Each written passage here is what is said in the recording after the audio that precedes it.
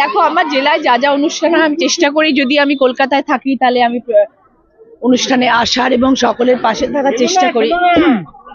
আর আজকে এটা রঞ্জনদার প্রোগ্রাম ছিল এবং আমি বলেছিলাম, আমি কথা দিয়েছিলাম আমি আসবো, এবং আমি সবসময় রক্তদান শিবিরের পাশে থাকার চেষ্টা করি, কারণ আমি মনে করি এটা খুব ভালো কাজ এবং মানুষের পাশে থাকার মতন কাজ। তাই জন্য আজকে আমরা উপস্থিত হয়েছি, আজকে আমরা সবাই এখানে উপস্থিত হয়েছি, সবাই এসছি। আজকে আমার একটু পরে বেচাদাও আসছে, নরেন্দ্রম এসছে।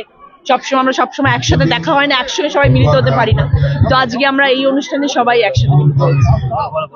দিদি, লন্ডন সফর নিয়ে কি বলবেন? সব ভালো হবে, ফিঙ্গার্স ক্রসড, সব ভালো হবে। দিদি যেখানে থাকে সেখানে সবসময় ভালোই হয়, পজিটিভ হয় সবকিছু। সবসময় আমরা পজিটিভ জিনিসে বিশ্বাস করি, এবং দিদি যখন গেছেন তখন সাংঘাতিক একটা কিছু খবর হতে চলেছে। দিদি, সুযোগ পেলে কি আবার অভিনয় আসবেন? আপনার যারা কলিগ হয়েছে শতাব্দী রায়, ওনারাও তো সাংসদ হওয়ার পরে এখন আবার অভিনয়ে ফিরছেন। দেখা যাক, কোনো ভাবিনি কিছু। এই মুহূর্তে যদি বলো তাহলে বলবো একদম সময় নেই, আর আগামী দিন বলতে পারছি।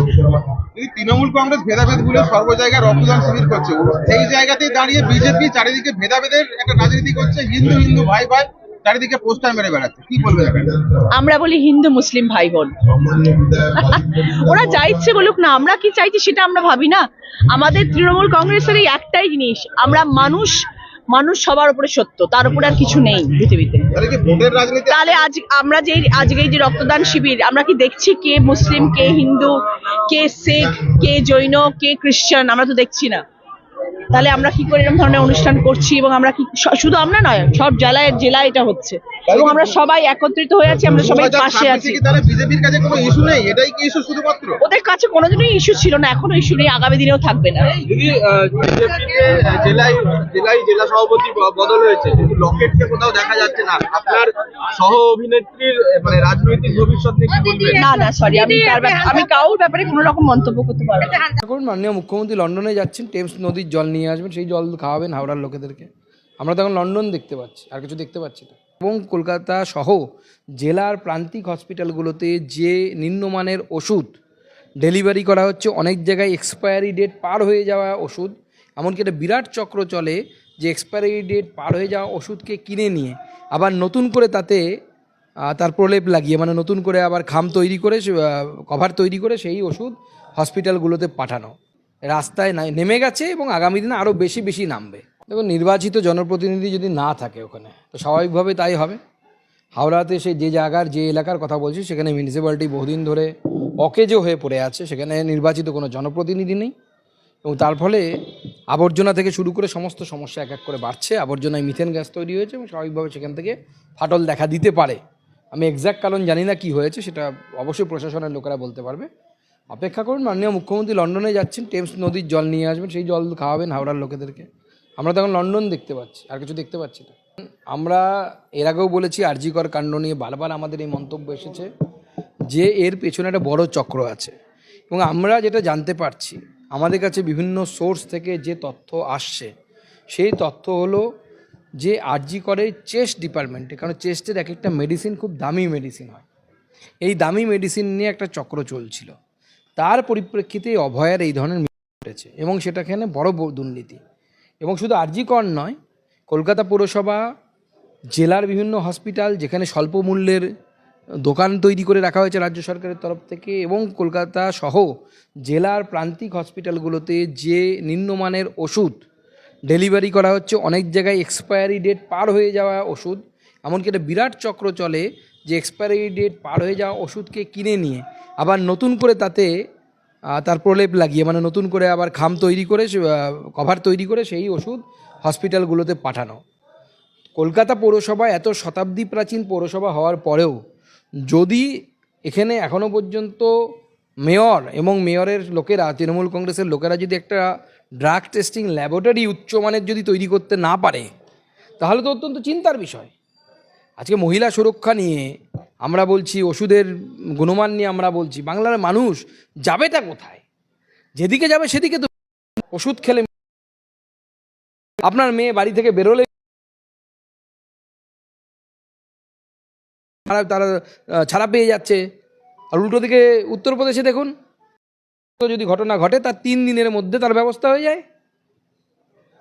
চলতি সপ্তাহে গেল যে একেবারে রাস্তায় আন্দোলনে বিজেপি অনেক দিন পর দেখা গেল, কারণ সোমবার আমরা দেখলাম যে শুভেন্দু অধিকারী অমিত শাহ তাদের বৈঠক হলো, আপনার বাড়িতে সাংসদদের বৈঠক হলো, সেখানে শুভেন্দু অধিকারীর উপস্থিতি, বিধায়কদের বৈঠকে পরের দিন দিলীপ ঘোষের উপস্থিতি, এবং বারুইপুর, তারপর তমলুক, রামপুরহাট, আজকে কলকাতার রাস্তায় আপনার উপস্থিতি, কালকে আপনাদের আবার আপনি পানিহাটির অনুষ্ঠান, শুভেন্দু অধিকারীর হলদিয়ার অনুষ্ঠান।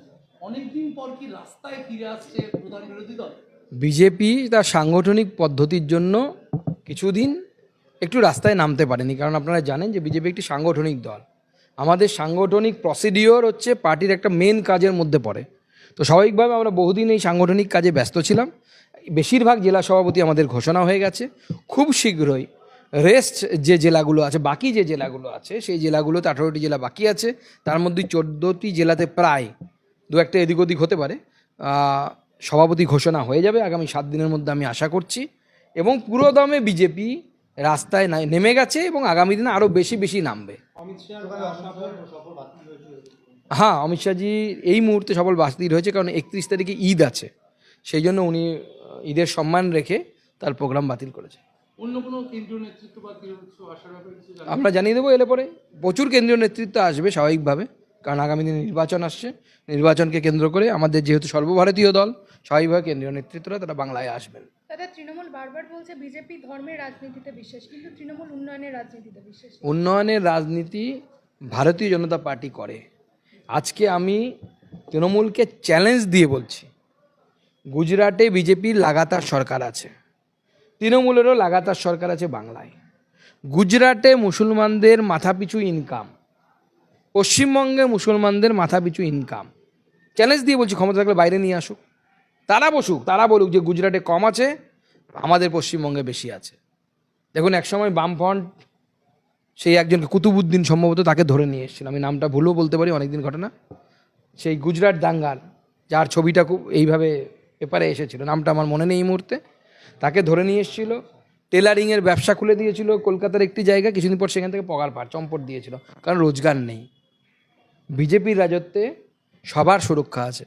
আমরা ইনক্লুসিভ ডেভেলপমেন্টে বিশ্বাস করি। বিজেপি যখন রাস্তা তৈরি করে, বিজেপির মন্ত্রী যখন নীতিন গাডকারি নরেন্দ্র মোদীর কথায় যখন রাস্তা তৈরি করে 4 লেন, সেই রাস্তা দিয়ে হিসেব হয় না হিন্দু হাঁটে না মুসলিম হাঁটে, সবাই হাঁটে। আজকে আপনি যখন কলকাতা থেকে ধরুন কুচবিহার যাবেন, আপনি গেলে শিলিগুড়ি, ওখানে গেলে পরে দেখতে পাবেন এশিয়ান হাইওয়ে 2 গাড়ি স্মুথলি যাচ্ছে, মনে হচ্ছে মাখনের মধ্যে দিয়ে ছুরি চলে যাচ্ছে। তখন ওই রাস্তা দিয়ে হিন্দুও গাড়ি নিয়ে যায়, মুসলমানও গাড়ি নিয়ে যায়। এটা হচ্ছে বিজেপি ইনক্লুসিভ ডেভেলপমেন্ট। ভুয়ো ভোটার নিয়ে একাধিকবার সরব হয়েছে তৃণমূল। আমরা দেখেছি যে বিভিন্ন জায়গায় বিরোধীরা সরব হয়, সেখানে একজন রাজ্যের শাসক দল হয়ে মমতা বন্দ্যোপাধ্যায় তিনি প্রকাশ্যে সরব হচ্ছেন। বোকা বানানোর বুদ্ধি চালিয়ে যাচ্ছে যারা করে। আমরা তো বলছি, যদি বাপের বেটা হও, যদি দম থাকে, বলো যে বায়োমেট্রিক ডেটা ম্যাচ করে ভোটিং হবে।